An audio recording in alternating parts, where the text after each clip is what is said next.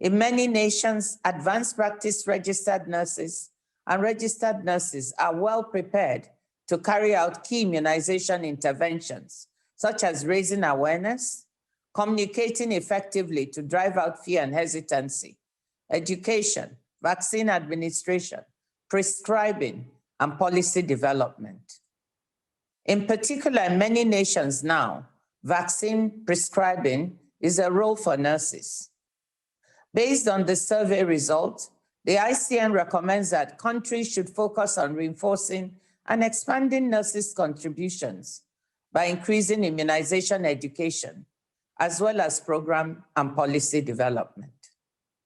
Several African nations, such as Kenya, Namibia, Botswana, Uganda, and South Africa, have legislation that expands the scope of practice of nurses to prescribe.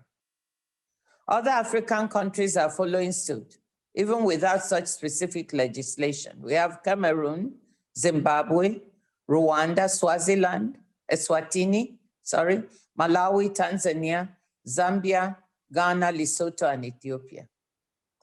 For reference, among the nations that have the legal framework for nurses to prescribe are Australia, Canada, New Zealand, Ireland, Sweden, UK, and the USA.